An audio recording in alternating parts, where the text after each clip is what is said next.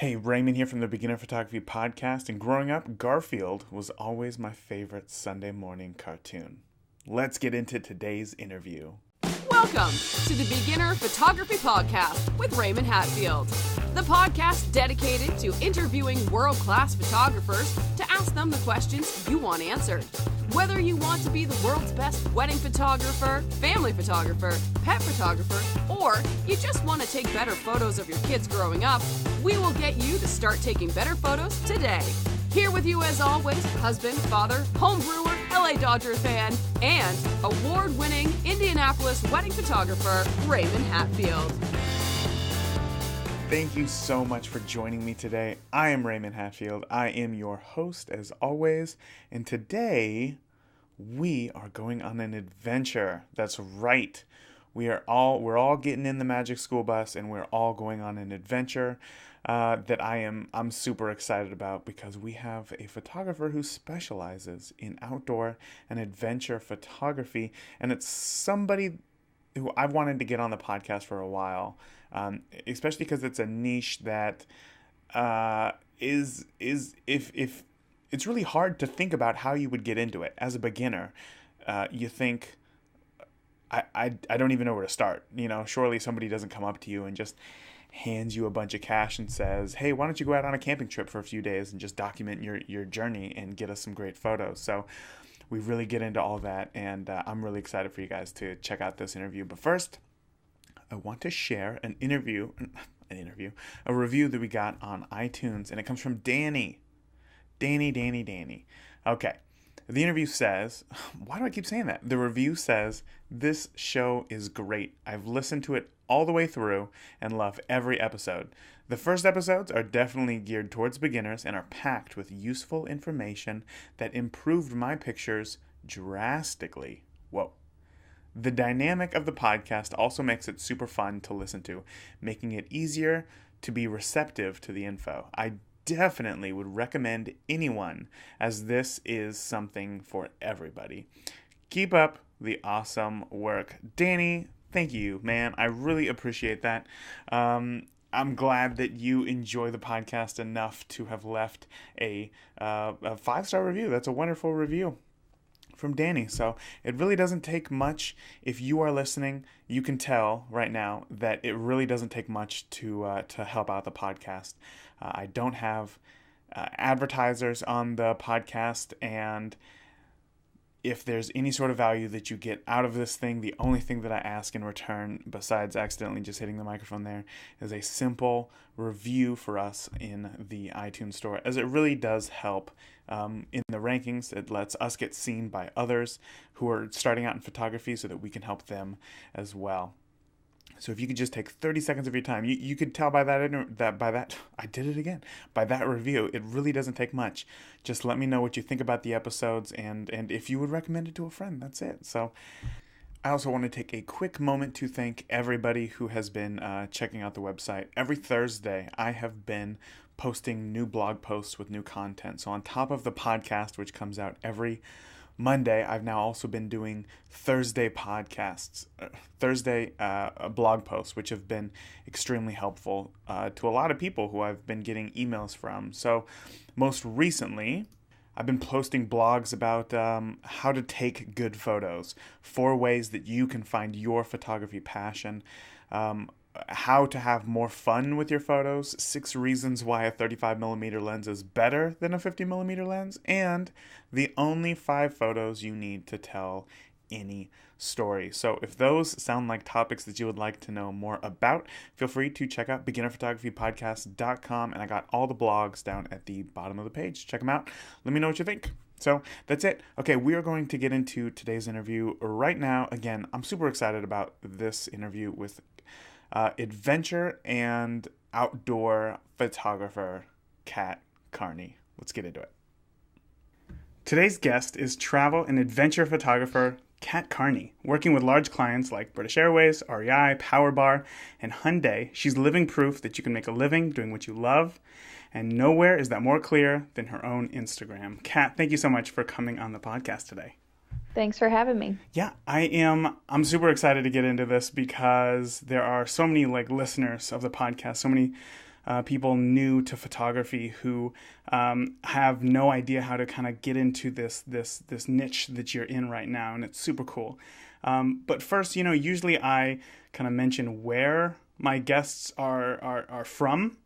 But last I saw was one of your YouTube videos where you converted an old Chevy Suburban, you named it Hooper, and then into an off-grid home on wheels. So where are you right now? And tell me a little bit about that journey. Yeah, so I think when we did it, he was still just my boyfriend, and then we became engaged on the road, and now he's my husband.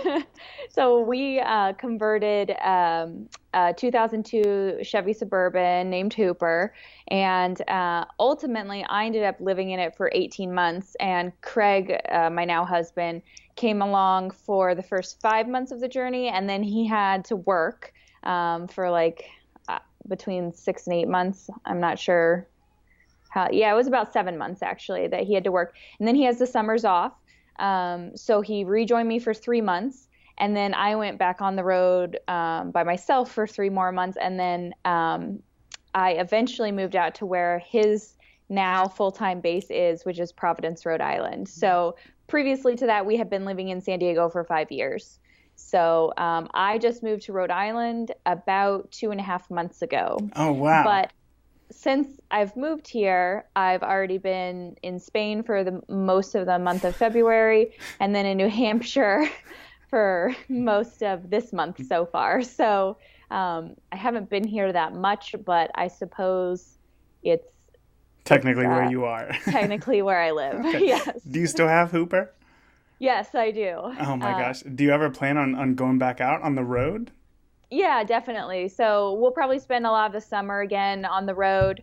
And then ultimately what I plan to do with Hooper is park it in like long-term RV parking lot in like Vegas or something, and then be able to fly out to Vegas and get my truck and then travel the west for when I need to go out west. So kind of like a vacation home or like a work home on wheels, if you will. Maybe a little bit of both. Yeah.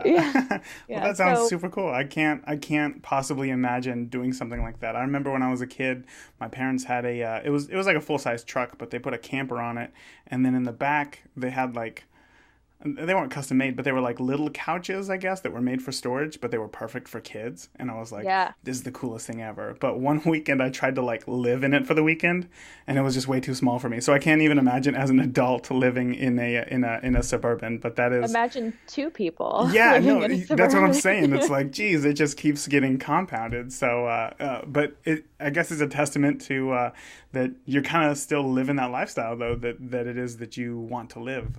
So why don't you tell me a little bit about what you shoot, and or let's take a step back even before that, how you got into photography.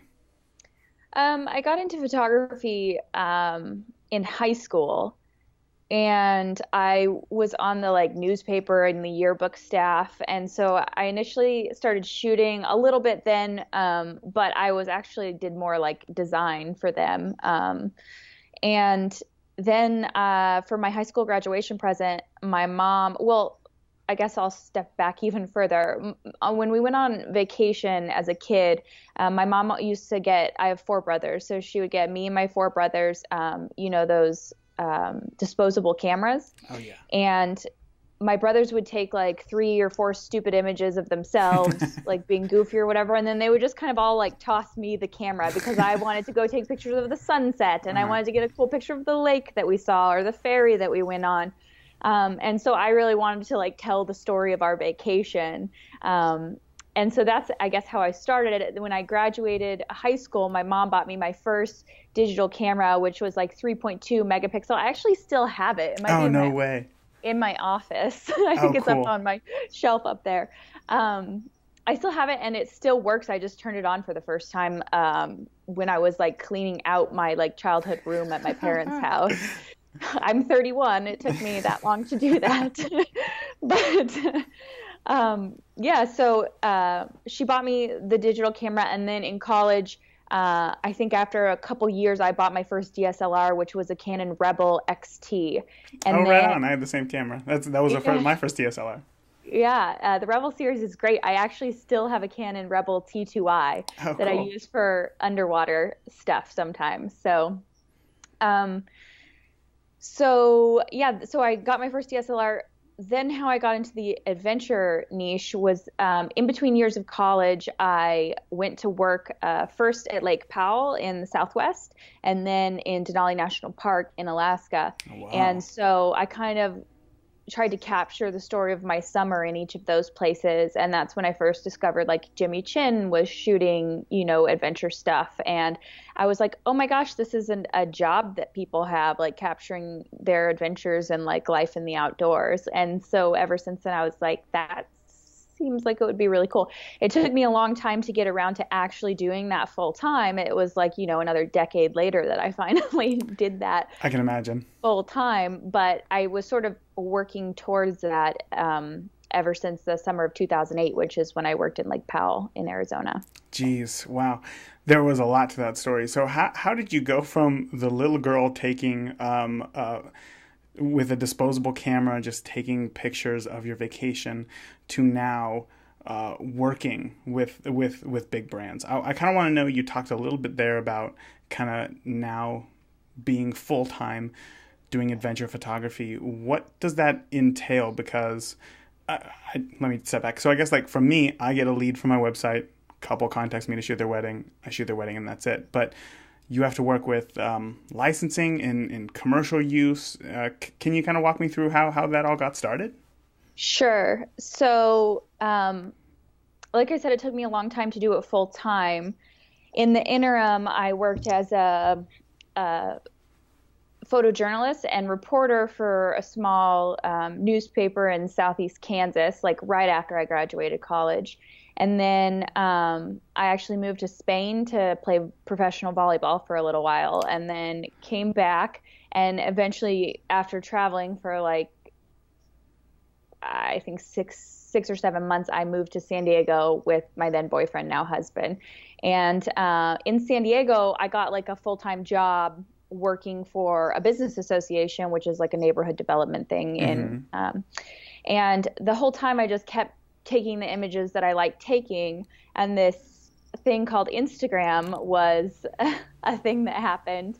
So I was just posting them on there. I used to post all my images on Flickr, or not all of them, but the ones that I really liked, I posted them on Flickr just to put them out into the world to do something with them, So I started posting on Instagram, and I got some, good feedback, and people started following me, and so I just kind of kept posting. And in the meantime, I did like small shoots, like for an organic juice company, for like I don't even remember, what did I do early in San Diego? All sorts of stuff. Yoga. I shot for a yoga magazine. I shot just kind of all sorts of little sort of outdoor lifestyle brand stuff in San Diego.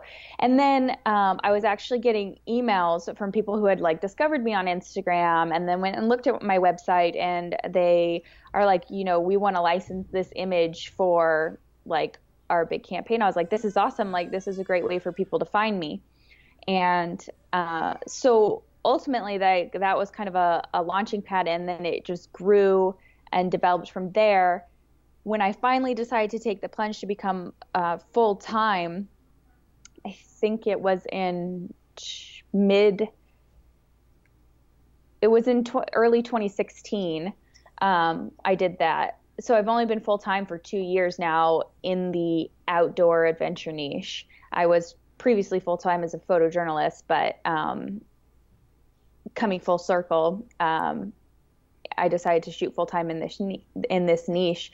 And so when you get inquiries like that, you kind of take them and run with them. You try and do the best job you can. You develop a relationship with the client. And then aside from that, I had to do some networking like on my own. I started going to Outdoor Retailer, making connections in the outdoor industry world, and just really trying to get to know as many people as I could. And from that, when people had a project come up, so I made a lot of friends with like bloggers and writers, and Smart. when you make friends with people who have like a complementary skill set, it becomes like if one of you gets a pitch or an inquiry, you have someone else that you can connect with so that you can put together a like really polished final product. Right. And so that is ultimately like how I started doing it full time. I definitely like work with a lot of different people and partners. Yeah, I really just tried hard to meet as many people as I could in the outdoor world. Because I figured it couldn't hurt, like ultimately. Right. Yeah. So what I'm hearing is that like the amount of networking that you put in is ultimately what's going to be the determining factor to your success in an industry like this. Well, I don't know if that's like 100% the case. The thing about photography in the outdoor world and photography in general, because I think it's a really competitive industry and it's, especially in the outdoor world, like so many people want to do this work. And at some point, like everyone's work is good, you know? Yeah. Like, or at least like pretty good. And yes, your work can stand out a certain amount. And ultimately you like have to be also, your work has to be great. And you have to be easy to work with, and people have to like you, and like people have to want to hang out with you. Right. And so I think that's like the deciding factor. And I hate to like pull it away from the photography, but like I think that's kind of true for most businesses that you're going to run. Like you have to like, you know, have good customer service and be easy to work with and that sort of thing as well, which, you know, it's not always the case with me either. Like I mess up plenty, but I think as long as you're trying and you're really putting yourself out there and you're like not afraid to like fall down a few times and just get up and keep going. That's the most important thing. And that's what I try and tell people, because I get that question a lot. The question that you just asked me, like, how do I do what you're doing? Right. And, you know, they see me at like, you know, step M or something, and they're at like A and B, like wondering how they get there. And I'm like, thinking that your step M is your step C. Right. Yeah. Right. Yeah. That totally makes sense. And of course, like putting myself in the eyes of somebody trying to get into that niche, I could see how they would totally think that. It's totally reasonable, but it's great that you kind of broke it down like that. It takes a long time, like you said, a decade now. And you're finally like reaping the benefits, you know, that you put in. Tell me about the gig that you got where you thought, you know what? I'm like, I can do this. I can make this. This is going to be my thing. Oh, this is a tough question. I feel like I'm still nervous all the time before shoots, and especially before big shoots. You know, I try and prepare as much as possible.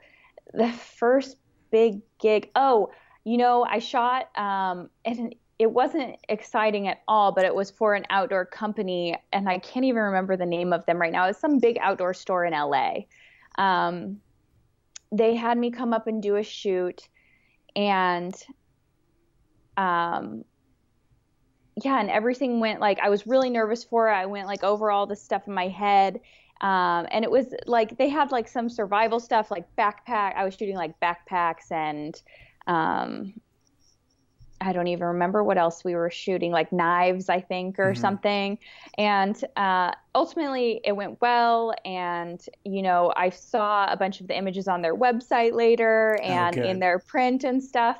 And I think it helped me learn that, like, no matter how nervous I am for like, it's all photography, and like I know that like the back of my hand. So even now, if I'm doing like a shoot that I'm a little bit unsure of the style or you know, how to display like whatever it is I'm shooting, I think I've done it enough times now that I feel like I can pull it off, kind of whatever the situation, like whatever the light, whatever the, you know, model or and that all just comes in experience, right? Like I feel the same way when I go to weddings. First, I totally get butterflies every single time. I've been doing this for years, and I show up and I'm like, okay, here we go. And then, but once you get into it, it's like, oh, okay, I've done this before. I've encountered this before. I know what I'm doing here, and I just tackle it. So yeah, it's because there's no way to know exactly what's going to go down, right? Yeah, like there's no constant happening except for the fact that you're taking pictures.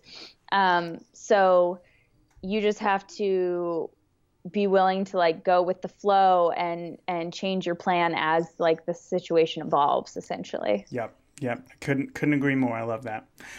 You, on top of being a photographer, are an athlete by looking. Obviously, you mentioned that you were a professional volleyball player as well. But looking at your Instagram, there's a lot of photos there of rock climbing. And you do rock climbing as well, right?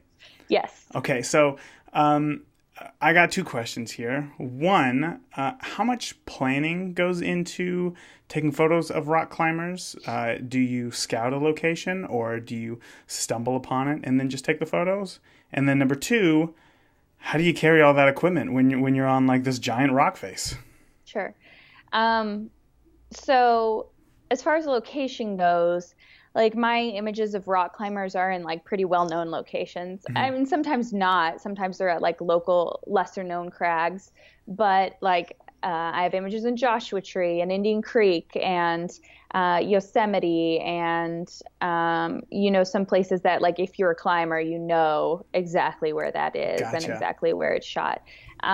So location scouting, no, I usually just show up and like I'm really lucky to have a lot of good friends who are amazing climbers. And as far as gear on the wall goes, that has been, I say, so this last week I was shooting ice climbing in the White Mountains. Oh, cool. And we were doing a technical winter ascent of Mount Washington via Odell's Gully, which is it's pretty intense, I think, for the average person, if you're to look at the images. And I say every time I start shooting a new sport, and even though ice climbing is climbing, it is kind of a new sport in that I have to be wearing like 50 layers of clothes and gloves and like all of these things. And I really have to be aware of like how cold or hot I am and, all of these external things other than just taking pictures, right? Sure. So I said last week, I said, every time I start shooting a new sport, it takes me about 2 or 3 years to actually really like figure out how to shoot the sport. Oh, wow. And it was definitely that way for canyoneering and for climbing. When you're taking yourself and your bag in and out of water constantly, you have to figure out a way to like not break all your stuff. It's pretty important. Going up a very steep rock wall, you have to figure out how to not bang your camera against the wall constantly as you're going up. So in terms of climbing, and I'll just stick to rock climbing for right now, in terms of climbing, like what happens is if I lead the route, and I have led the route, which means that you go up with either no protection in place, and so I'm placing trad gear as I go, so like that rock climbing gear. Uh-huh. I almost always have I almost always have my camera in a backpack, a small backpack, and then it's like buckled onto me. So if I fall, I'm hopefully not going to break it. If I fell, that would be the last of my worries right there. Yeah. Well, and then, look, I have led a route that I kind of knew I wasn't going to fall on with my camera actually out. And that's a really good way to lose lens caps, which I honestly lose lens caps so often. And even if I have those, things that attach like the little tethers to your lens, I still lose them all the time because the sticky part comes off or whatever. I lose so many lens caps. That's hilarious. You break filters, you lose lens caps. Like here is one of my camera bodies, and you can see like Lots just of how wear. beat up it is. It just kind of comes with the territory. You have to be willing to kind of beat up your gear, unfortunately. You try and take care of it the best you can, but you are going to pretty extreme locations and like hanging out on cliffs for long periods of time. So, Sure. and like literally sometimes dragging your bag down things, because you also have to get your body and down things and make sure you don't die at the same time. Yeah, that's pretty important to get those images back. Try not to die. That would definitely be on the top of my list. As you showed me your camera right there, I noticed it was it the 16 to 35? Yeah, that is the 16 to 35. So with rock climbing, I would imagine you're probably not changing lenses very often. Is a very wide field of view pretty common, or is that the standard for outdoor photos? When I'm climbing, you're right. I don't change my lens on the wall. I think I've done it once or twice before, but it's really scary Yeah. to drop.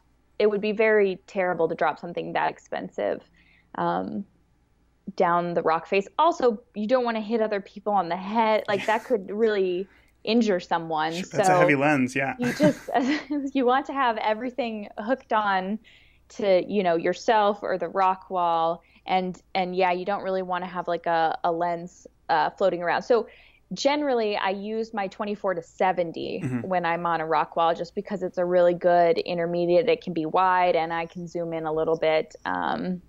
It's a good in the middle lens. If I know that I really want like a wide shot or a shot with the landscape or something like that, then I'll take my 16 to 35. So there's an element of visualization in there before you take the photos. Yeah, I kind of survey the area and, Okay. decide like, oh, when I'm hanging out up top, if I don't set a fixed line that I'm going to like rappel down and then ascend back up. It's easier to make the lens do the work for you rather than to Right. move your body. So yeah, I kind of, make an assessment like what I'm going to need to do. Am I going to need to set a fixed line and go up and down it, or just use my lens to zoom in and zoom out? Yeah, that makes sense. When working with, like, say you're contracted to do something, you're working on a campaign of some sort, how much creative freedom do you have? Do you get to go out there and just shoot away, or are there pretty strict rules to follow? I think for the most part, I have a lot of creative Oh, freedom. good. I shot for Kelty last year, and yeah, they were just kind of like, make great outdoor images with this gear. That's the And I was best. like, okay. um, and I also do like quite a few tourism jobs. So like Travel Wisconsin hired me, South Dakota Tourism hired me, Breckenridge has hired me. I just went to Gran Canaria Island for Visit Gran Canaria. Oh, wow. So with that, when you're shooting that kind of a job, they really just want to see like you or your friends, or like in the case of Travel Wisconsin, they hooked me up with a bunch of locals to do Oh, what like nice. locals would normally do. Hmm.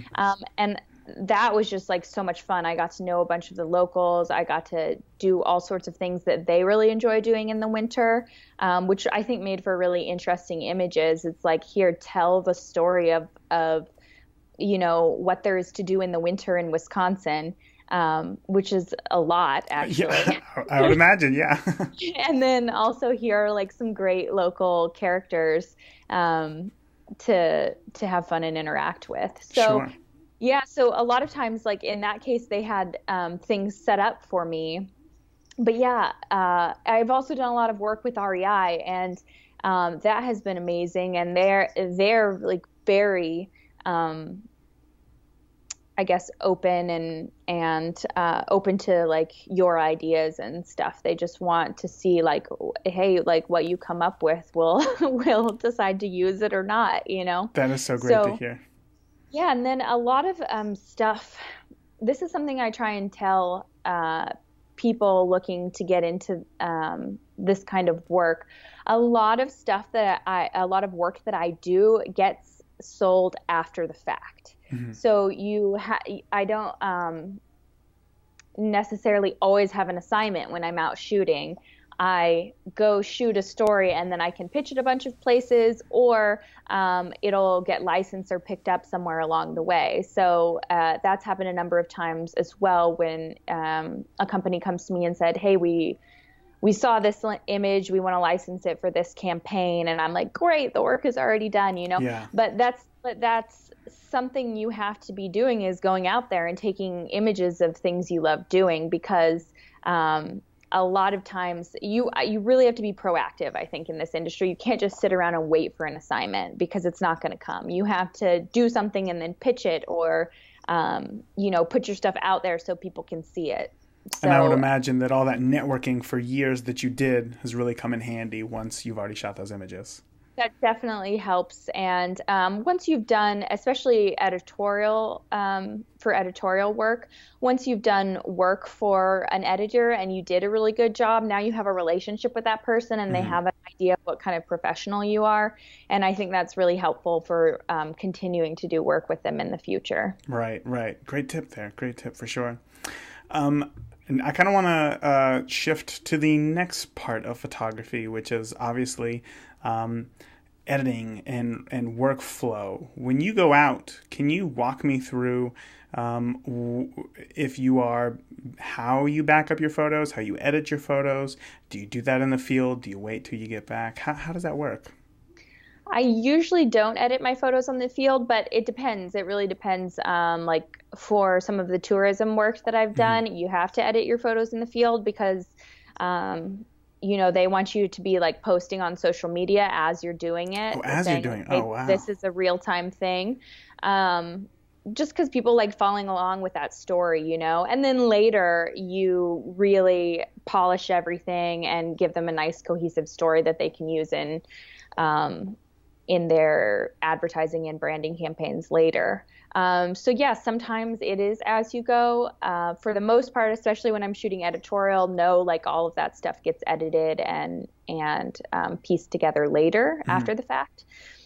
So I guess I'll speak about that. I guess what I'm really just trying to figure out is that, like, if you're out on a hike or a climb or something for like 4 or 5 days, is that an average length, would you say? Yeah. Okay. So in that situation, would you wait until you got back home to edit all the photos, import and edit? Yeah. So that a great example is last week I was in New Hampshire doing the ice climbing, and I have uploaded them all to my computer at this point, but I've only edited 2 images just because I've been so busy since I got back doing a couple other shoots and various meetings and stuff. So I will edit those probably this week or maybe early next week. I really do almost 100% of my editing in Lightroom. And then I export to like a final folder, like, my final set of images that like contain the story that I want to tell. Right. And then I'll use that to pitch. Okay, so if you were for the tourism gig that you had there, did you just bring your laptop with you and essentially just did the same thing but without coming home? Yeah, exactly. Okay, gotcha. So I would just upload pictures, I think after every day is what I did. And I would choose like 1 or 2 from every day. And then I would be posting those as I went. Okay. I guess I've seen an explosion in definitely like the adventure gear, right? People who like to go outside typically like to bring their camera. And with that has come all sorts of stuff. And I guess specifically I'm thinking of some of these travel hard drives that you can just kind of plug in your memory card to, and then they have this whole suite of things. Have you ever tried anything like that? I haven't tried anything like that, but that sounds like a really good idea, especially considering I've like not lost it physically, a hard drive, but it was corrupted and as like really, really upsetting. I have everything backed up to the cloud as well. So, but sometimes like my computer isn't connected to Wi-Fi for long periods of time. And then, I actually am before I was talking to you, I was looking for a shoot that I lost on my external hard drive, and I finally found part of it on the cloud backup. And I'm like, well, part of it is better than none of it. So I try and keep stuff on my computer long enough for it to back up on the cloud. But especially when I was living in the truck, I wasn't connected to Wi-Fi all that often. So having the cloud back up my stuff was a lot more difficult to maintain. So I had to keep it on a hard drive. And, again, when you live in a truck, it's hard to not break that hard drive. Yeah. 4x4 roads. So I should have gotten a hard drive that was like really burly. Although I have also heard from people that are like experts in the field saying that like, no, you just like shouldn't have an external hard drive in a hot or bumpy place. Like that's just a Right. bad idea. Yeah, no, So I can I imagine don't know. I don't know what the answer is there. Now that I'm more, that I have my computer connected to Wi-Fi more often, the cloud is great to have. And I also still have a bunch of external hard drives that I use as well. Right. Okay, cool. Cool. Thank you for walking us through that whole workflow. That's always something that I'm fascinated about. Some people go hardcore and some people keep it nice and simple and not overwhelming, and I love both sides of the spectrum for sure. Is there something that maybe one piece of advice that you wish that you could go back in time and tell little young Kat Carney with the disposable camera in her hand about photography? I don't know if it's about the photography business or just about life in general, honestly, is that you're going to fail a lot and you just have to like keep standing up and keep going. And like, I think at this point, I realize that that's going to be my whole life. Like, even when I'm 80, I might have to like keep standing up and going. And it feels really hard a lot of the time. And especially in the outdoor industry, you know, where there is a ton of competition and, you know, people trying to take your job, basically, like so many people want to do this. You just really have to just keep trudging forward. You know, you have to keep, you know, breaking trail and every opportunity you get, you have to take advantage of it and try not to lose your love of for the art and why you fell in love with photography in the first place. I still love doing what I'm doing. Some days the business of it is overwhelming. But like ultimately at the end of the day on a Tuesday when I'm in a canyon, I realize that like everything that I've gone through and how many times I've had to like, you know, rethink what I'm doing and maybe reframe my situation. It's all worth it because I get to be out in the wilderness doing what I love. Of course. Wow. That was very self-aware right there. I really love that. Do you have a dream location that you would love to shoot? I tend to always want to go back to places that I love because I had such amazing experiences there. My favorite location in the entire world is like the Red Rock Desert of southern Utah and northern Arizona. But a dream location that I haven't been to shoot would be like the fjords in Norway. Wow. Or, of course, I want to go to Patagonia. I've never been to Patagonia. And actually, all of Central and South America, I would like to explore because I haven't been to either. I love Mexico, but I hope to go to Costa Rica this summer for a surf adventure. So hopefully I'll get some Central America. Yeah, and some sunshine for sure. Yeah. Oh, that sounds great. Well, Kat, you have shared so much great information today. I really cannot thank you enough for everything that you have come on here and shared with the listeners for sure. Can you share with the listeners where they can find you online? Sure. My website is www.katcarneyphotography.com. Kat with a K, Carney with a C. And my Instagram is Kat Carney. And then I have a Facebook like business page as well. It's Kat Carney Photography. It's pretty easy. It's just my name and everything. That's just solid branding is all that is for sure. I will be sure to link lack to... Lack of creativity. No, whatever. I don't know if you see that. My name is R. Hatfield Photography. Yeah, so we're in the same boat. I will be sure to link to all of those things in the show notes as well. Again, Kat, thank you so much for coming on, and I cannot wait to keep up with you on Instagram and see wherever in the world you end up next. Thanks a lot, Raymond. Of course. What have I been telling you all this time? If you have been listening to the podcast for any length of time, I have been trying to hound pound in the... I've been trying to emphasize the importance of patience. Patience. And in an industry like outdoor and adventure photography, where you don't constantly get leads on your website, right?